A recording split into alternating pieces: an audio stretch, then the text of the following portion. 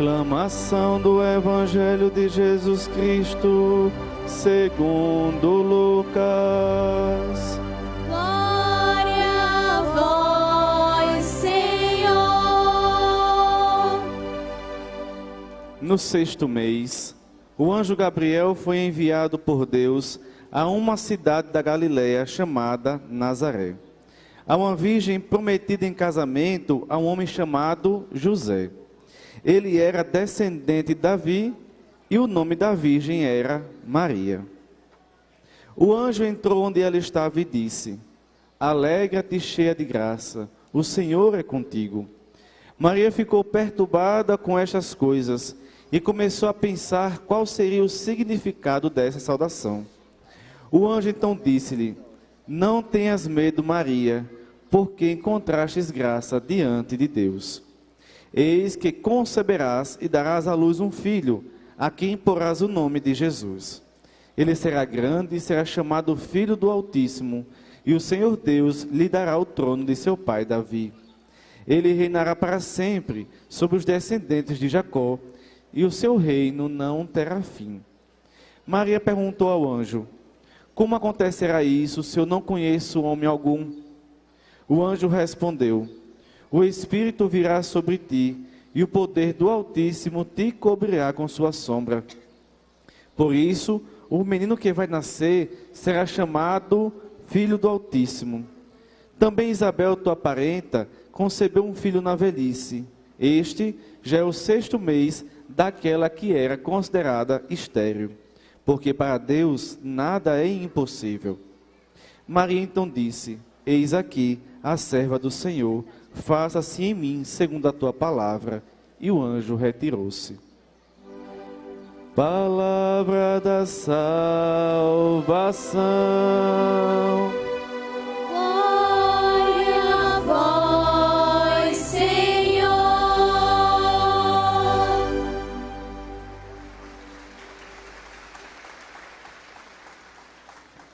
Ave Maria, cheia de graça, o Senhor é convosco.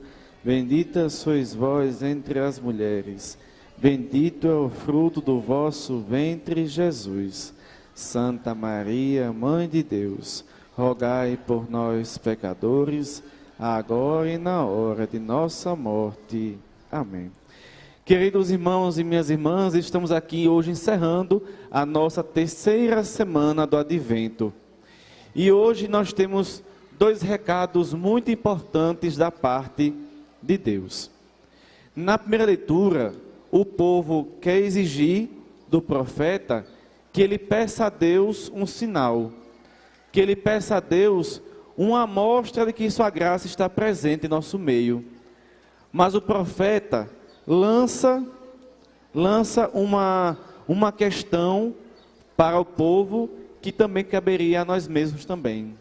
Porque todos os dias nós pedimos a Deus milagres, graças, nós pedimos a Deus que prove que existe.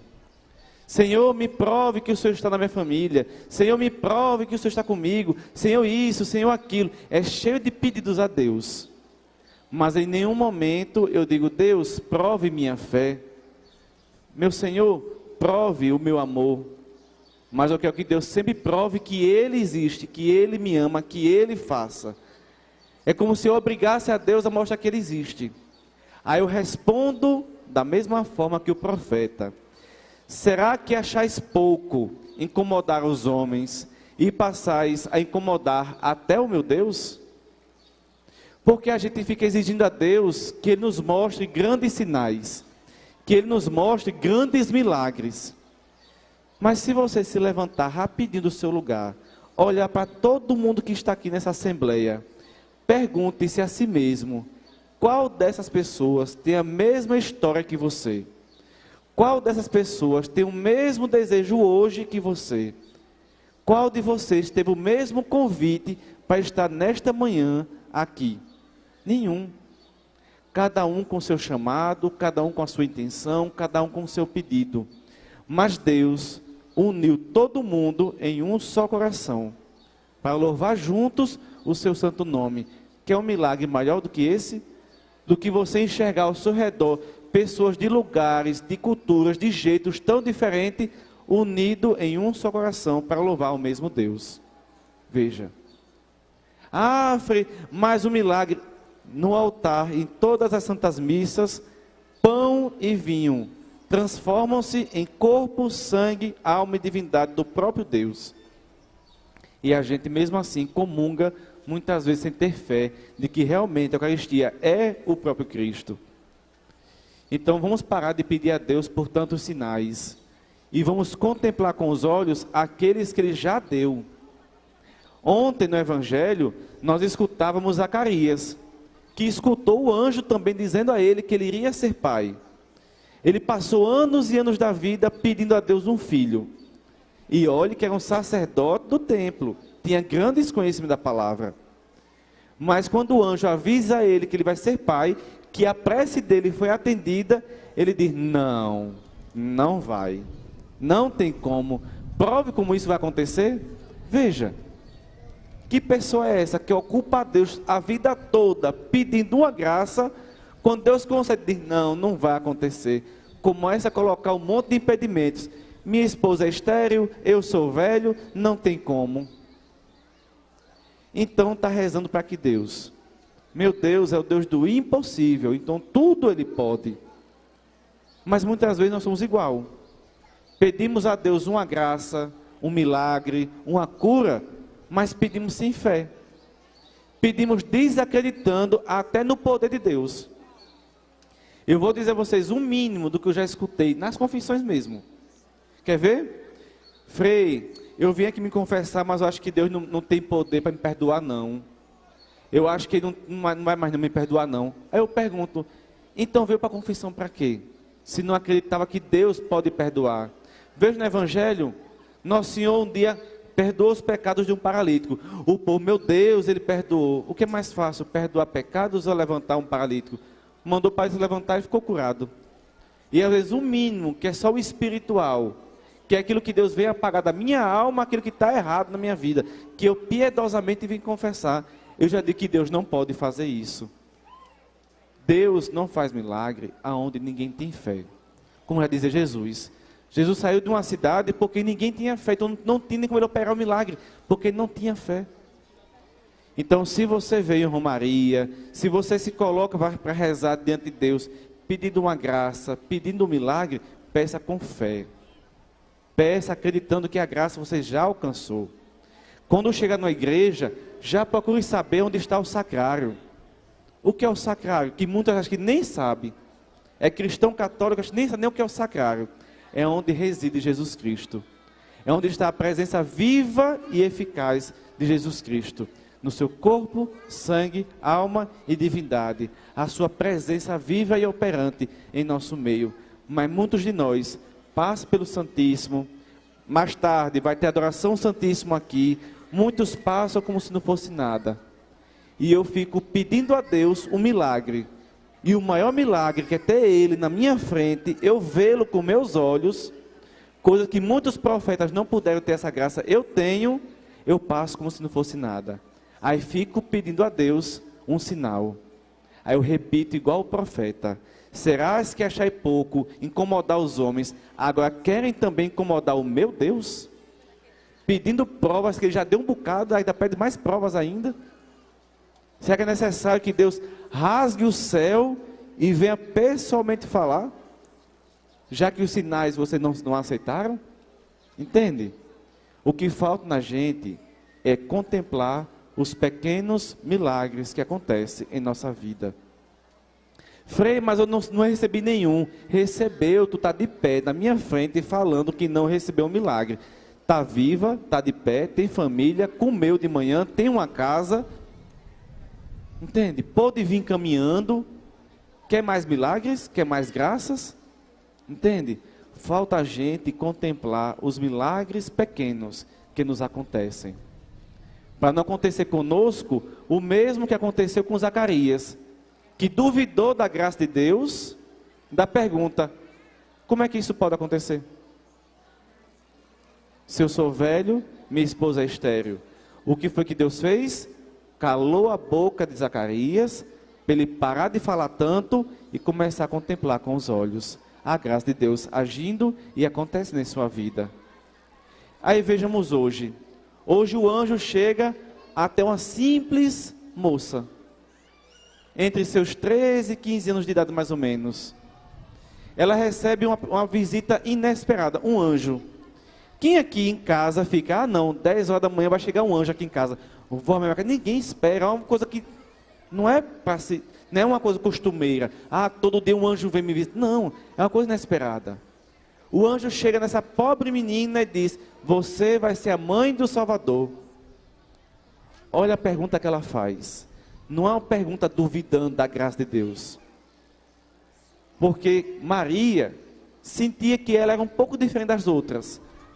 Mas ela, como muitos outros, achava que o Salvador viria de uma imperatriz, de uma rainha, de uma poderosa, e não de uma simples mocinha dona de casa.